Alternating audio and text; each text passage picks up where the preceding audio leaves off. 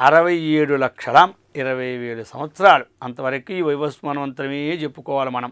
కాబట్టి ఇంతవరకు మనం ఏం చెప్పుకున్నాము అంటే ఈ ప్రకారముగా ఇంద్రియ ఉపాసకులు అంటే ఆత్మజ్ఞానమే లేకుండా ఇంద్రియమే ఆత్మగా భావించి ఉపాసన చేసినటువంటి వారు ఈ దశ మన్వంతరాలు ఉంటారని చెప్పి ఉన్నారు. కాబట్టి ఇటువంటి విచారణా శక్తిని అర్థం చేసుకునే యోగ్యతను ఆ యొక్క ఆచార్యుల వారు వేదస్మాత శృతి మనకిచ్చి అనుగ్రహించుగాక. ఓం శాంతి శాంతి శాంతి. ఓం తత్సత్. ఓం పవిత్రాత్మ స్వరూపులకు ప్రియాత్మ బంధువులారా, శ్రీ ఉపనిషద్ భాష్యం ఈశావాస్యోపనిషత్తు 13వ మంత్రాన్ని చెప్పుకుంటూ ఉన్నాం. అయితే ఈ మంత్రములో ప్రకృతి ఉపాసకులు, అసంభూతి ఉపాసకులు, వారు ప్రకృతి లయలనమాట. వారు ఏ విధముగా ఉంటారు, ఎన్ని సంవత్సరాలు ఉంటారు అన్నటువంటి విషయాన్ని మనం చెప్పుకొని వస్తూ ఉన్నాం. మనము మన్వంతరము అంటే 30,67,20,000 అని చెప్పుకున్నామన్నమాట. ఆ ప్రకారముగా ఇంద్రియ ఉపాసకులు 10 మన్వంతరాలు ఆయా భావంలో ఉండిపోతారట. ఇక పంచభూతోపాసకులు అన్నమాట. ఆకాశము, ఆ విధముగా మనకి వాయువు, అగ్ని, జలము, పృథివీ, వీటినే ఆత్మగా తలుచుకొని ఆ పంచభూతోపాసన చేసేవారు 100 మన్వంతరాలు ఆయా భావాల్లో ఉండిపోతారని చెప్తున్నది. ఏమిటి? వాయుపురాణం చెబుతున్నది. ఇక అహంకార తత్వోపాసకులు, ఎందుకంటే అహంకారము నుంచే పుట్టినవన్నమాట. ఇవన్నీ పంచ జ్ఞానేంద్రియాలు, పంచకర్మేంద్రియాలు, ఈ యొక్క పంచ తన్మాత్రలు, ఆ తన్మాత్రల నుండి పంచభూతాలు పుట్టాయి. కాబట్టి వాటికి కారణస్వరూపం అనేది అహంకారం అవుతుంది. కాబట్టి ఆ అహంకార తత్వాన్ని ఎవరైతే ఉపాసన చేస్తారో వారు 1000 మన్వంతరాలు ఆయా భావాన్ని పొంది ఉంటారని చెప్పారు. ఇక బౌద్ధ అంటే బుద్ధి సంబంధం అనే మాట. అంటే మహత్తత్వ ఉపాసకులు, వీరు 10,000 మన్వంతరాలు ఆయా మహత్తత్వ భావంలో ఉండిపోతున్నారు. ఇక ప్రకృతి, ఇప్పుడు మనకి ఈ శ్లోకములో చెప్పినటువంటి విషయం అసంభూతి అనే పదానికి, ఈ అసంభూతిని ఉపాసన చేసేవారు ఎంతకాలం ఆ భావంలో ఉంటారో ఆ విషయాన్ని ఇప్పుడు మనం గ్రహించుకోవాలి. ప్రకృతి అంటే అసంభూతి ఉపాసకులు, వీటి ఉపాసన చేసిన వారు 1,00,000 మన్వంతరాలు ఆ భావంలో ఉంటారు. వీరందరూ ఆయా ఉపాసనా విషయ సంబంధం ధ్యేయ వస్తువులు లీనమై లేక వాటి సన్నిధానములో ఉండి ఆ విషయభోగములు అనుభవిస్తారన్నమాట. వీరు మరలా తిరిగి జన్మిస్తారు. అయితే ఎందుకు అందం తమహ తతో భూయ అని చెప్పినారంటే, అంతకంటే 2 వంతులు 1,00,000 మన్వంతరాలు తన స్వరూపాన్ని తాను తెలుసుకోకుండా ఉంటాడు. కాబట్టి అందం తమహ అని ప్రయోగం చెప్పినారు. కాబట్టి ఈ యొక్క నింద దేనికంటే ఆ ఆత్మజ్ఞానం యొక్క ప్రాశస్త్యం అనేది మనం తెలుసుకొని, అంతేగాని ఈ ఉపాసనకు నింద అనే అర్థము కాదు. యతోవా ఇమాని భూతాని జాయంతే ఏన జాతాని జీవంతి యత్ ప్రేత్తభిసంవిసంతీతి తజ్జిజ్ఞాసస్వ తత్తు బ్రహ్మ అని శాస్త్రం చెప్పిందనమాట. మనము ఎక్కడి నుంచి వచ్చినామో, దేనివల్ల అభివృద్ధి నొందుచున్నామో, దేనిలో లీనమవుతున్నామో అటువంటిది బ్రహ్మతత్వం. కాబట్టి దాన్ని తెలుసుకోనమని చెప్తున్నారు. దాన్ని తెలుసుకోకుండా అదే అని భావించి వీటితో సంబంధాన్ని ఎప్పుడైతే పెట్టుకున్నామో వీటి ద్వారా ఆత్మజ్ఞానికి దురులమైనాం. కాబట్టి ద్విగుణీకృతమైనటువంటి అంధం అన్నటువంటి చీకటి అనే లోకాలను పొందినట్టని చెబుతుంది శాస్త్రం అన్నమాట. ఇక నిర్గుణమైన పురుషుని అనగా స్వాత్మతత్వోపాసకులకు కాలనియమం లేదన్నమాట. ఎందుకంటే ఆ పరమాత్మ స్వరూపాన్ని ఉపాసించే వారికి నియమం ఎక్కడ? నియమం లేదు, జన్మ లేదన్నమాట. అందులోనే వారు ఎల్లప్పుడూ కూడా ఆనందానుభూతిని పొందుతుంటారు. అందుకనే చెప్పారు, నస పునరావర్తతే నస పునరావర్తతే అనే బ్రహ్మసూత్రములో అంతిమ సూత్రం చెబుతుందన్నమాట. న తస్య ప్రాణాః ఉత్క్రామంతి అత్రైవ సమలీయంతి అని బృహదారణ్యకోపనిషత్తు కూడా చెబుతున్నది. తస్యాం అటువంటి నిర్గుణమైనటువంటి పురుషుని ఉపాసన పొందిన వారు ప్రాణాహ ఉత్క్రామంతి నా, వారి ప్రాణాలు ఎక్కడికి పోవట, అత్రైవ సమలీయంతే, ఆ పరమాత్మలో లీనమవుతాయన్నమాట. ఈ ప్రకారముగా 13వ మంత్రాన్ని చెప్పి ఇప్పుడు 14వ మంత్రం చెప్పబోతున్నారు. సంభూతించ వినాశంచ యస్త్వద్వేదో ఉభయగం సహాం వినాశేన మృత్యుం తీత్వా సంభూత్యామృతమశ్నుతే. సంభూతించ వినాశంచ యస్త్వద్వేదో ఉభయగం సహాం వినాశేన మృత్యుం తీత్వా సంభూత్యామృతమశ్నుతే. చెప్తూ ఉన్నారు ఇప్పుడు. యహ, ఎవరైతే సంభూతించా, సంభూతిని, అయితే ఇక్కడ సంభూతి పదం అనేది భాష్యకారులు భాష్యంలో రాసి ఉన్నారు కదా. అవర్ణలోప అంటే అసంభూతి అని గ్రహించమని చెప్పినారన్నమాట. అసంభూతి అన్నప్పుడు ప్రకృతిని గ్రహించాలన్నమాట. సంభూతించాం అంటే అసంభూతిని, అవర్ణ లోపం ఉంది కాబట్టి అటువంటి ప్రకృతిని అని అర్థం. వినాశంచాం, వినాశము అంటే హిరణ్య గర్భుని ఉపాసన అన్నటువంటిది గ్రహించాలి. వినాశ శబ్దముచే హిరణ్య గర్భునే గ్రహించాలి.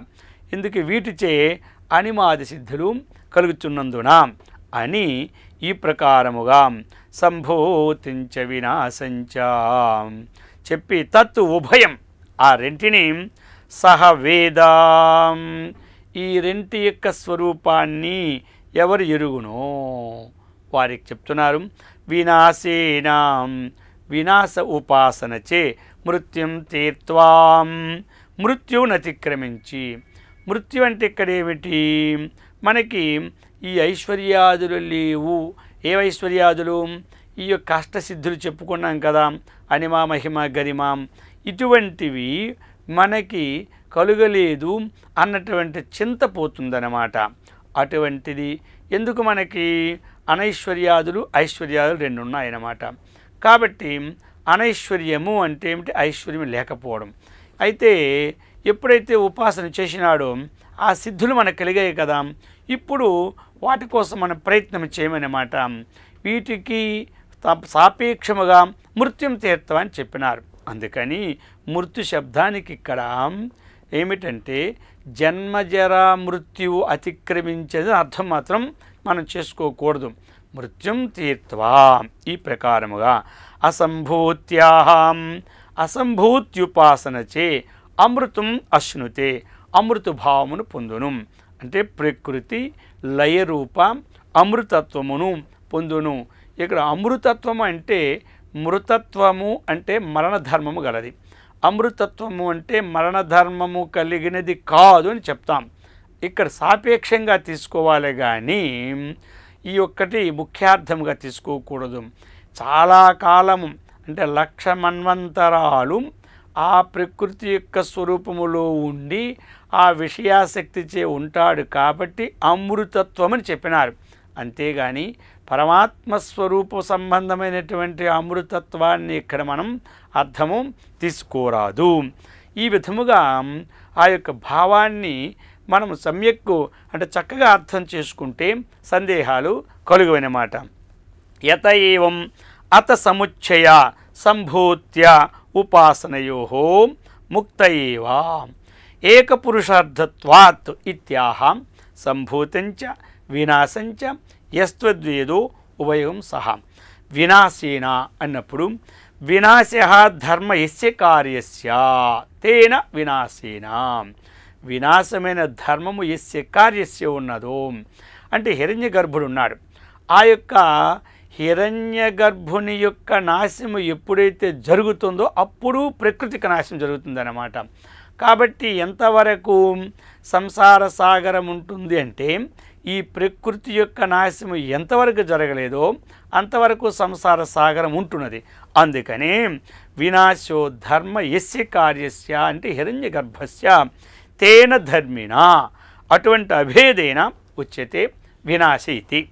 తేన తదుపాసేన, అటువంటి హిరణ్య గర్భుని యొక్క ఉపాసన ద్వారా అనైశ్వర్యం అధర్మ కామాది దోషజాతంచ, మృత్యుం తీత్వా. ఇక్కడ మృత్యు శబ్దానికి భాష్యకారులు అర్థం ఇచ్చున్నారు అనైశ్వర్యము. కాబట్టి అధర్మ కామాది దోష జాతంచ, ఇటువంటి మనకి అనైశ్వర్యాదులు లేకుండా ఐశ్వర్య ప్రాప్తి అనే సిద్ధి కలుగుతుంది. కాబట్టి దానిని బట్టి మృత్యుం తీత్వా హిరణ్య గర్భోపాసనేన అనిమాది ప్రాప్తి ఫలం తేన ఉపాసనయ. ఇక అమృతం ప్రకృతి లక్షణం అశ్నుతే సంభూతంచ వినాశంచ ఇత్యేతైః అవర్ణలోపేన నిర్దేశః ద్రష్టవ్యః.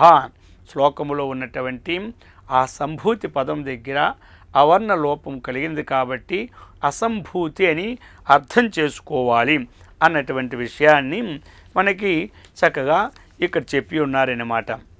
ఈ విధముగా మానుష దైవం విత్తం సాఫల్యం సాధ్యం శాస్త్రలక్షణం ప్రకృతిలయాంతం ఎంతవరకయా మనకు ఉంటుందంటే ఈ మానుష ధనమును ఈ దైవ ధనమును ఇవి ఎంతవరకు మనకు ఉంటాయి అంటే చెప్తూ ఉన్నారు ప్రకృతి లయాంతం అంతే, ఇంకేం అంతకన్నా ఎక్కువ లేదనమాట. ఈ ఒకటిదానికన్నా ఒకటి వస్తూ వస్తూ వస్తూ వస్తూ లక్ష మన్వంతరాలు ఉన్నటువంటి ఆ ప్రకృతి లయం ఏదుందో అదే ఏతావతి సంసార గతి. ఈ సంసార యొక్క గతి ఎంతవరకు అంటే ఇంతవరకు. అది ఎంతవరకైతే ఈ యొక్క భేదాన్ని మనం గుర్తించక ఆత్మజ్ఞాన విహీనులము అంతవరకు కూడా సంసార గతి. అతః పరం పూర్వోక్తం ముందే ఉక్తం ఆత్మైవాభో ద్విజానతః ఇది సర్వాత్మభావ ఏవ సర్వేషిణాం సన్యాస జ్ఞాననిష్టాఫలం పూర్వమేవ ఉక్త. మొట్టమొదటి శ్లోకములోనే చెప్పినారన్నమాట. ఈ ప్రకారముగా ఏవం ద్విప్రకారః ప్రవృత్తి నివృత్తి లక్షణః వేదార్థః. వేదార్థం ఈ యొక్క మంత్రార్థం ఈ ప్రకారం శాస్త్రార్థం ద్విప్రకారః. ఒకటి ప్రవృత్తి లక్షణం, రెండు నివృత్తి లక్షణం. నివృత్తి లక్షణం అనేదే మనకి ఈశావాస్యమిదగం సర్వం యత్కించ జగత్యాం జగత్ అని చెప్పారు. అదే ప్రవృత్తి లక్షణం అనేదే కుర్వన్నేవేహ కర్మాని జిజీవిషేచ్ఛతగం సమాహ అని ఈ ప్రకారంగా మనకు చెప్పినారన్నమాట. అందుకని తత్ర ప్రవృత్తి లక్షణస్య విధి ప్రతిషేధ లక్షణస్య కృష్ణస్య ప్రకాశనే ప్రవృత్త్యార్థం బ్రాహ్మణం ఉపయుక్తం. ఇక నివృత్తి లక్షణస్య వేదార్థస్య ప్రకాశనే అత ఊర్ధ్వం బృహదారణ్యకం ఉపయోక్తం అని ఈ ప్రకారముగా నివృత్తి ప్రవృత్తి విషయాలను చెప్పే మనకి విద్యాంచ విద్యాంచ యస్తద్వేదోభయగం సహాం అవిద్యయా మృత్యుం తీత్వా విద్యయామృతమశ్నుతే అని మనకు చెప్పినారు. కాబట్టి సముచ్చయ ఉపాసన వలన సత్వప్రధానమైనటువంటి శుద్ధ ప్రకృతి ఎందు లయం వస్తుందన్నమాట. ఆ శుద్ధ సత్వప్రధానమైన ప్రకృతి ఎందు ఎప్పుడైతే ఆనందరూపమైన పరబ్రహ్మ యొక్క ప్రతిబింబం స్పష్టముగా ప్రకాశిస్తున్నదని ఈ యొక్క మంత్రార్థం. ఈ ప్రకారముగా ఇటువంటి శక్తిని సామర్థ్యాన్ని వేదమాత మహర్షుల వారిచ్చి అనుగ్రహించెదరుగాక. ఓం శాంతి శాంతి శాంతి. హరి ఓం తత్సత్. ఓం పవిత్రాత్మ స్వరూపులకు ప్రియాత్మ బంధువులారా, శ్రీ ఉపనిషద్ భాష్యము ఈశావాస్యోపనిషత్తు. ఇంతవరకు కూడా ఈశావాస్యోపనిషత్తులో 14 మంత్రాలు వివరించుకున్నాం. ఇక 15వ మంత్రం హిరణ్మయేన పాత్రేణాం సత్యస్యాపిహితం ముఖం తత్వం పోషణ్ణపావృణుం సత్యధర్మాయ దృష్టయే. హిరణ్మయేన పాత్రేణాం సత్యస్యాపిహితం ముఖం తత్వం పోషణ్ణపావృణుం సత్యధర్మాయ దృష్టయే. హిరణ్మయేన పాత్రేణాం సత్యస్య అపిహితం ముఖం తత్తు త్వం పూషణ్ నా అపావృణుం తత్తు త్వం పూషణ్ అపావృణుం సత్యధర్మాయ దృష్టయే చెప్తున్నారు. సత్యస్య కాబట్టి సద్రూపమైనటువంటి ఆ పరబ్రహ్మం యొక్క ముఖం ద్వారం. సత్యస్య అపిహితం ముఖం అన్నారు. అంటే సత్యము అంటే ఏమిటి? ఇటువంటిది త్రికాలాబాధ్యత్వం, సత్యత్వం, 3 కాలములలో నాశరహితమైనటువంటిది సత్తు. అటువంటి సద్రూపమైనటువంటి పరబ్రహ్మం యొక్క ముఖం అంటే ద్వారము హిరణ్మయేనా, తేజోమయమైనటువంటిది, బంగారుమయమైనటువంటి పాత్రేనా, అటువంటి పాత్రముతో అపిహితం కప్పబడి ఉన్నది. పూషన్, హే సూర్యభగవానుడా, త్వం నీవు, తత్తు దానిని, సత్యధర్మాయ సద్రూపమును ఉపాసించు నా కొరకు, దృష్టయే చూచుటు కొరకు, అపావృణం తొలగింపుము అని చెప్తున్నారు. అర్థం వచ్చిందంటే ఆ సద్రూపమైనటువంటి ఆ పరబ్రహ్మ యొక్క ముఖద్వారం అనేది మహాతేజోవంతమైనటువంటి, బంగారుమయమైనటువంటిది, కాంతివంతమైనటువంటి పాత్రతో కప్పబడి ఉన్నది. కాబట్టి ఓ సూర్యభగవానుడా, అటువంటి మూతను నీవు నాకు ఆ యొక్క బ్రహ్మమును ఏ విధముగా ఉపాసన చేయాలి, ఏ విధముగా చూడాలి అన్ని దాని కొరకు ఆ మా పాత్రను మాత్రం తొలగింపమని చెప్పినారు. దానిని శంకరుల వారు భాష్యాన్ని ఇస్తున్నారు. తత్ర కేన మార్గేణ అమృతత్వం ఇతి, ఏ ప్రకారముగా అమృతత్వాన్ని పొందగలము. ఉచ్యతే తత్తు యత్తు సత్యం అసౌ స ఆదిత్యాయ ఏష ఏతస్మిన్ మండలే పురుష ఇశ్చాయం దక్షిణే క్షణ పురుష అని చెప్పి, ఏతదుభయం సత్యం బ్రహ్మ ఉపాసీన యథోక్త కర్మ సముచ్చయ చెప్తున్నారు. సా అంతకాలే ప్రాప్తే సతి ఆత్మానం ఆత్మనః ప్రాప్తిద్వారం యాచతే హిరణ్మయేన పాత్రేన. ఈ ప్రకారముగా ఈ జీవాత్మ ఎప్పుడైతే అంతకాలం సమీపం అయినదో, అంటే ఈ మానవ శరీరాన్ని ఇంకా విడిచిపెట్టడానికి సిద్ధుడుగా ఉంటూ ఉన్నాడో, ఆ సమయములో హిరణ్య గర్భుడు ఆ పరమాత్మ దర్శనమైనటువంటి ద్వారమై ఉన్నాడు. కాబట్టి ఇందుచే ఆ హిరణ్మయమైనటువంటి ఆ హిరణ్య గర్భుని ప్రార్థిస్తూ ఉన్నాడనమాట. ఎందుకంటే ఆ హిరణ్య గర్భుడే ఈ పరమాత్మ దర్శనానికి ఒక ద్వారం అన్నమాట. అతని వల్లనే ఈ జన్మ మనకు వచ్చినది. మరి అతని వల్లనే మనము ఆ యొక్క స్థితిని పొందడానికి ఇది ఒక మధ్య ద్వారం. అటువంటి హిరణ్య గర్భుని ప్రార్థించాలి. అందుకే ఈ యొక్క శ్లోకాన్ని, ఈ యొక్క మంత్రాన్ని మనకు అందజేశారు. హిరణ్మయేన పాత్రేనా, హిరణ్మయం పాత్రం అంటే ఇక్కడ మనం ఏం తీసుకోవాలి? హిరణ్మయ పాత్రం అంటే చెప్తున్నారు అన్నమాట. ఒక జ్యోతిర్మయం అని చెప్పినారు. హిరణ్మయం పాత్ర, దీనికి అన్వయం ఏం చెప్పినారు? ఆ పరమాత్మ జ్ఞానాన్ని నేను తెలుసుకోవడానికి, చూడడానికి ఈ పాత్ర అడ్డుంది కాబట్టి దీన్ని తీయమని చెప్పారు. అయితే ఇక్కడ ఏం మన అర్థం అంటే ఇది ఒక రజోగుణ కార్యమైనటువంటి స్వరూపం అన్నమాట. ఈ పాత్ర ఇది ఎలాంటిది? అహంకార రూపమైనటువంటి పాత్ర అన్నమాట. ఈ పాత్రే మనకు అడ్డు, ఇంకేమీ కాదు. అందుకనే ఈ అహంకార రూపమైనటువంటి పాత్రను మరి ఇది ఎలా ఉంటుంది అంటే ఒక విధంగా ఉండదన్నమాట.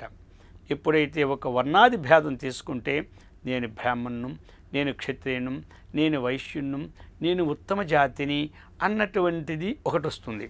అలాగనే ఒక రాష్ట్రీయం తీసుకుంటే నేను ఒక దేశం వాడును, ఒక జిల్లా వాడును, ఒక గ్రామం వాడును అన్నట్టు భావంలో వస్తుంది. ఇంకా అదినే మనము ఈ శరీరాన్ని తీసుకుంటే నా శరీరము లావు, నా శరీరము తేజస్సు, నా ఇంద్రియములు బలవంతములైనటువంటివి, నా మనస్సు చాలా తీక్షమైనటువంటిది, నా బుద్ధి కూడా బాగా అర్థం చేసుకున్నటువంటిది అన్నటువంటి రూపంలో వస్తూ ఉంటుంటుంది అన్నమాట.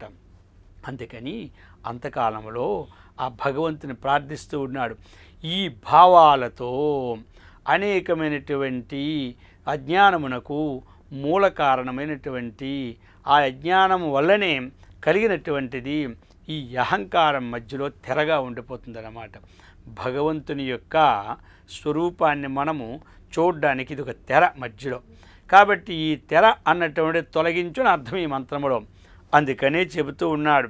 ఇటువంటి అహంకార రూప పాత్రను మాత్రం తొలగించు దేవాదిదేవా అని వేడుకుంటూ ఉన్నారు. ఎవరు? సాధకుడు. ఏ సాధకుడు అంటే అంత్యకాలంలో ఇక శరీరం విడిచిపెట్టే ముందు ఇక జీవనయాత్ర అంటే పరలోక యాత్ర ఏ విధముగా జరుగుతుంది, ఏ ప్రకారముగా నేను ఇప్పుడు జ్ఞానం తెలుసుకోవడమే ముఖ్య కర్తవ్యమని, దానికి మూల కారణమైనటువంటిది అహంకారమని. ఎప్పుడైతే మనకు అహంకారం ఉన్నదో వెంటనే రాగద్వేషాలు వస్తాయి. రాగద్వేషాలు ఉన్నాయనుకోండి వెంటనే మనకి జన్మ ఉంటే కర్మ. ఈ ప్రకారం ఆ కాలచక్రం తిరుగుతూనే ఉంటుంది. అందుకని చెప్పారు హిరణ్మయేన పాత్రేణాం హిరణ్యం ఇవా హిరణ్మయ, కంటే బంగారం వలె పాత్రని పేరు పెట్టారన్నమాట. జ్యోతిర్మయ తేన పాత్రేణ అపిధానభూతేన సత్యస్య ఆదిత్యమండలం తస్య బ్రహ్మణ అపిహితం. అటువంటి పాత్ర ద్వారా ఆ యొక్క ప్రకాశమానమైనటువంటి ఆ శక్తిని ఇది ఆచ్ఛాదనం చేసి ఉన్నదన్నమాట. ఎవరిది ఆచ్ఛాదనం? బ్రహ్మణ. బ్రహ్మను తెలియకుండా అపిహితం ఆచ్ఛాదితం ముఖం ద్వారం. తత్తు త్వం, దానిని త్వం హే పూషణ్, ఏ సూర్యభగవానుడా అపావృణు అంటే అపసారయ. దేనికోసం అపావృణు అంటున్నానంటే సత్యధర్మాయాం తవ సత్యస్య ఉపాసనాత్.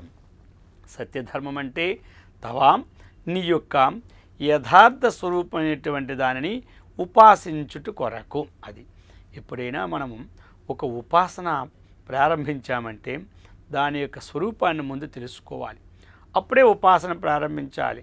అందుకే చెప్పినారు యో యో యాం యాం తనుం భక్తు శ్రద్ధమిర్చతి అని చెప్పినారు. ఎవరెవరు ఏ ఏ ఉపాసన చేస్తున్నారో వారు వారు ఆ స్వరూపాన్ని పొందుతున్నారని చెప్పినారన్నమాట. అందుకోసం ఎం వాపి స్మరన్ భావం, దేనిని స్మరించుకుంటూ ఈ కలిభరాన్ని మనం వదులుతున్నాము. తమే వైతి కౌంతేయ అని చెప్పినారు. ఆ భావాన్నే మనం పొందుతాం. కాబట్టి యద్భావం తద్భవతి, భావసిద్ధియే జ్ఞానసిద్ధి అని మహాత్ములు చెప్పి ఉన్నారు. కాబట్టి ఏ భావాన్ని మనం అలవర్చుకుంటే దానికి సంబంధమైనటువంటి జ్ఞానమే మనకు కలుగుతుంది. అందుకని ఇక్కడ చెప్తూ ఉన్నారు ఈ ప్రకారముగా సత్యస్య ఉపాసనాత్వం. దీనిని గ్రహించుట కూడా అనేక జన్మల పుణ్యార్జితం ఉంటే కానీ మనం గ్రహించలేం సత్య ఉపాసనను. ఎందుకు అంటే ఈ బుద్ధి భ్రమ అవ్యవసాయిక జ్ఞానం అని చెప్పినారన్నమాట. ఎవరికైతే నిశ్చయాత్మికమైనటువంటి బుద్ధి ఉండదో అటువంటి వారికి అవ్యవసాయినాం అనేకమైన ఊహలతో ఆయా మార్గాలుగా పోతూ ఉంటారు. అందుకని శాస్త్రము, దానికి గురువు, తన అంతఃకరణం, దైవము సహాయం ఉండాలి. దైవాన్ని శరణ పొందినటువంటి వానికి అంతఃకరణం శుద్ధి కలుగుతాయి. అందుకే అంతఃకరణ కృప, శాస్త్రకృప, దైవకృప, గురుకృప అని కృపా చతుష్టయాన్ని చెబుతూ ఉంటారు. ఈ ప్రకారముగా అపావృణు అపసారయ. దేనికోసం అపసారయ? సత్యధర్మాయ తవ సత్యస్య ఉపాసనాత్. అటువంటి సత్యం ధర్మ యస్య మమ, నాకు అటువంటి సత్యబుద్ధి కలిగేటట్లు సోహం సత్యధర్మ తస్మై మహ్యం, నా కొరకు అది ప్రశంసన్నారు. అందుకని అటువంటి హిరణ్య గర్భోపాసన కొరకు లేక సత్వమనగా నాశరహితమగు పరమాత్మ ఉపాసన కొరకు తత్తు ఆ యొక్క అహంకారం అనే పాత్ర. ఎలాగైతే మనం భగవంతుని యొక్క కిరణాలు మనకు వస్తున్నప్పుడు ఆ వేడిని తట్టుకోలేక ఆ భగవంతుని సూర్యభగవాన్ని మనం చూడలేం.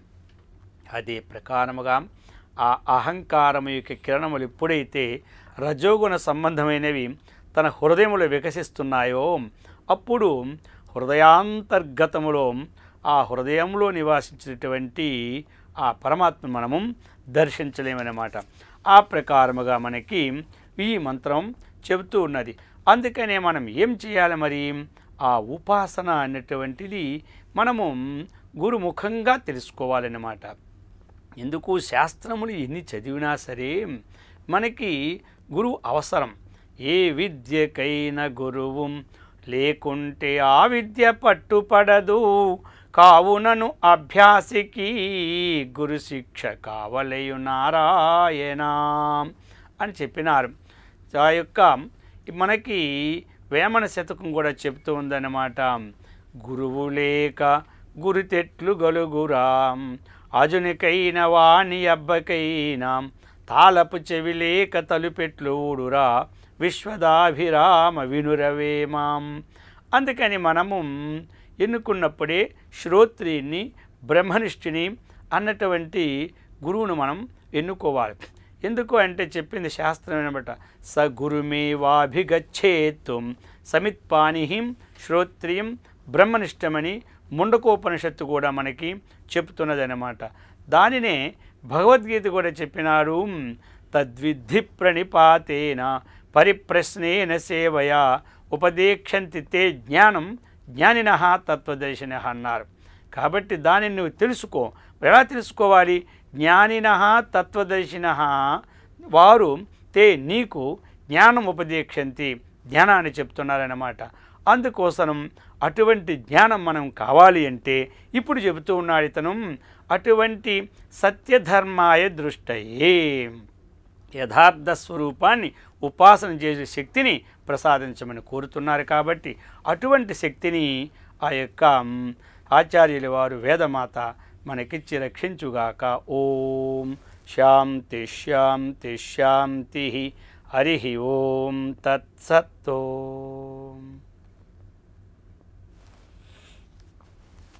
రోల్.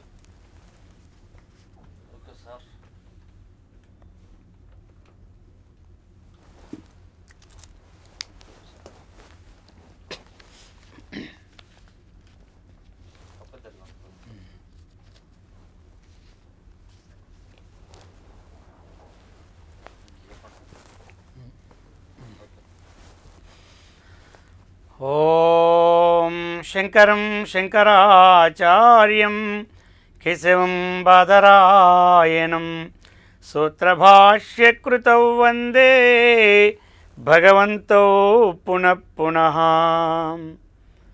పవిత్రాత్మస్వరూపులకు ప్రియాత్మ బంధువులారా, శ్రీ ఉపనిషద్ భాష్యం ఈశావాస్యుపనిషత్తు. ఈశావాస్యుపనిషత్తులో 16వ మంత్రం. పూషణ్యేకర్షే యమసూర్య ప్రాజాపత్యం వ్యూహరశ్మీన్ సమూహం తేజః యత్తే రూపం కళ్యాణతమం తత్తే పశ్యామి యో అసావసో పురుషः సోహమస్మి. పూషణ్యేకర్షే యమసూర్య ప్రాజాపత్య వ్యూహరశ్మీన్ సమూహ తేజః యత్తే రూపం కళ్యాణతమం తత్తేను పశ్యామి యో అసావసో పురుషः సోహమస్మి చెప్తున్నారు. ఇందులో సంబోధనలు ఇచ్చున్నారు. హే పూషన్, ఏకర్షే యమ సూర్య ప్రజాపత్య వ్యూహ రశ్మీన్ సమూహ తేజః యత్తు తే రూపం కళ్యాణతమం తత్తు తే పశ్యామి యహ అసౌ అసౌ పురుషః సోహం అస్మి చెప్తున్నారు. పూషన్, హే జగత్పోషణకర్త భగవనుడా. ఏకర్షే, ఏకః రుచ్యతి గచ్చతి ఇది ఏకర్షే, అంటే పగలు రాత్రి అనక పయనించుచున్నవాడు. కాబట్టి ఒంటరిగా వెళ్ళువాడా అని అర్థం. యమ, ఓ నియామకుడా. సూర్య, ఓ సూర్యభగవానుడా. ప్రజాపత్య అంటే ప్రజాపతి పుత్రుడు, ప్రాజాపత్య అన్నమాట. అందుకని హిరణ్య గర్భుడు సూర్యుని సృజించాడు. అందుకని ప్రాజాపత్య. రశ్మీన్, కిరణములను. ఇంతవరకు కూడా ఈ యొక్క సంబోధనలు ఇన్ని ఇచ్చారు. ఎందుకంటే ఆ భగవంతుని యందు ఎప్పుడు మనస్సు నిర్మలమైన ప్రీతిని పొందుతున్నదో అప్పుడన్నమాట మాటి మాటికి సంబోధన చేసి పిలవడం అది సహజమన్నమాట. ఆ విధముగా ప్రాణప్రయాణ సమయములో ఈ ప్రకారముగా సాధకుడు సంబోధించి అంటూ ఉన్నాడు, రశ్మీన్ కిరణములను వ్యూహ మరలించుకొనము. నీ యొక్క కిరణములు ఉన్నాయి కదా, అది చాలా తేజవంతములైనమాట, దానిని మరలించుకొనము. తేజ ఆ తేజస్సు ఉంది కదా, సమూహ దానిని ఉపసంహరించుకొనము.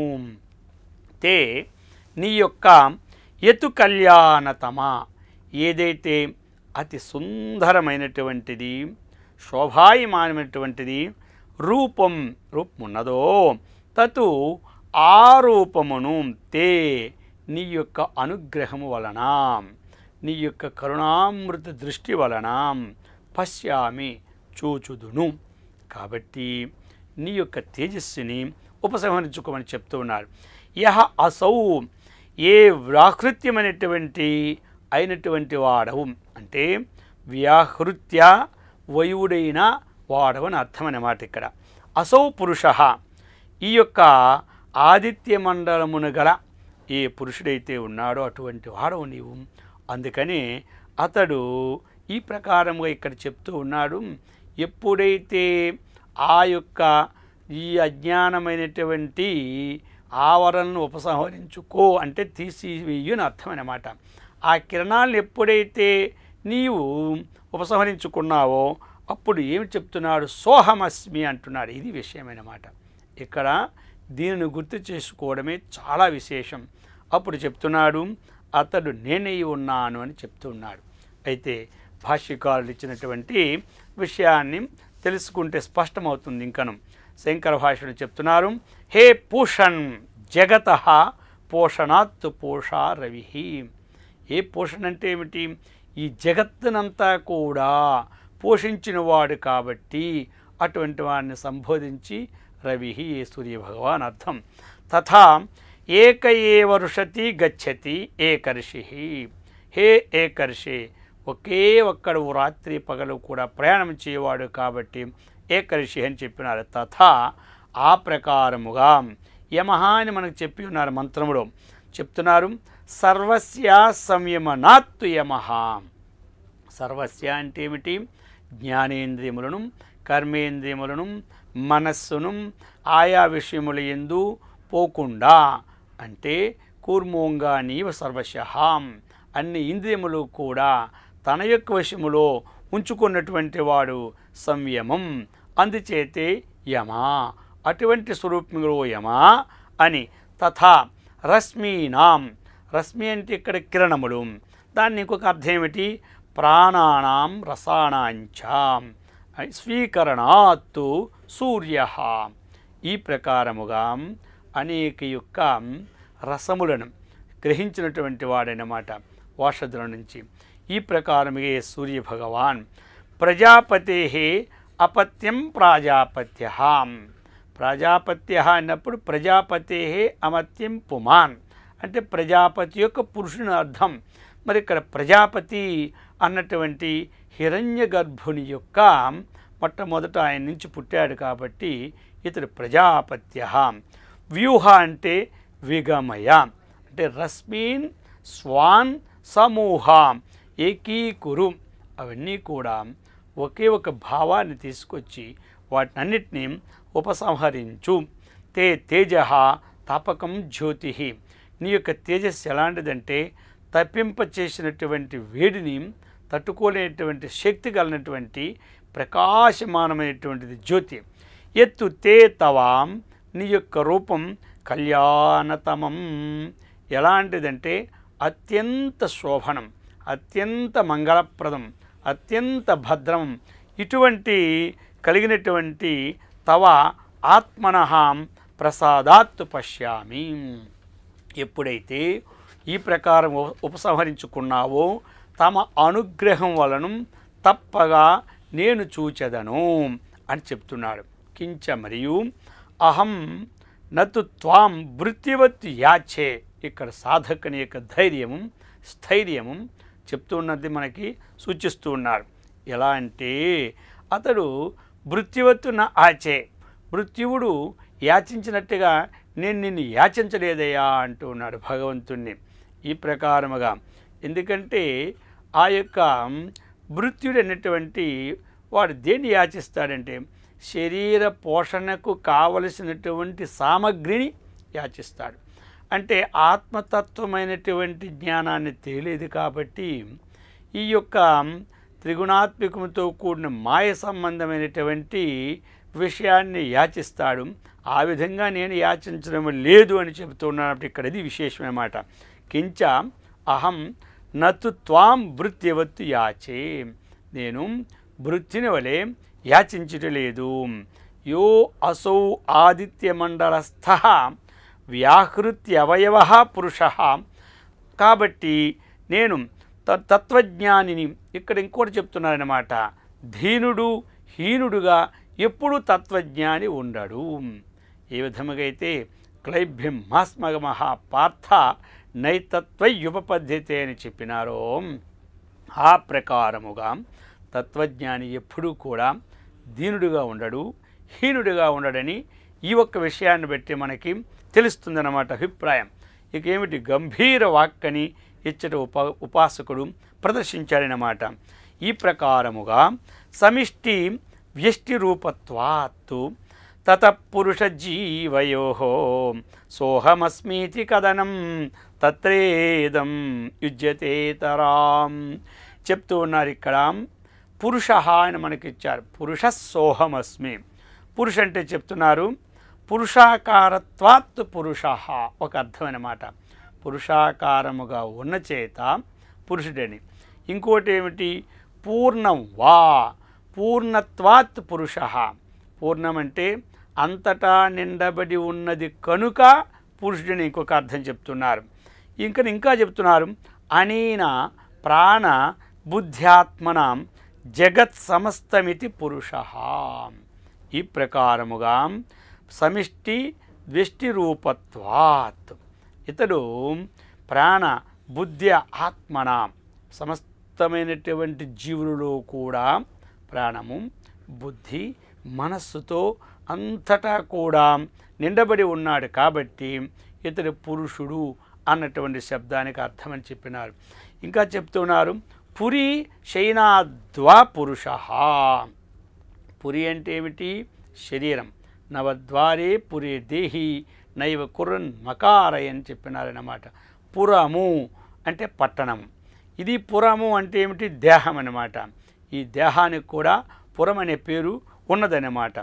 అందుకని పురి శయనాత్, పురి అంటే దేహమునందు, శయనాత్ అంటే ఉంటున్నవాడు కనుక పురుష అని అర్థం అన్నమాట. అందుచేత ఈ విధముగా సోహమస్మి భవామి, ఇది ముఖ్యమైనటువంటి పాయింట్.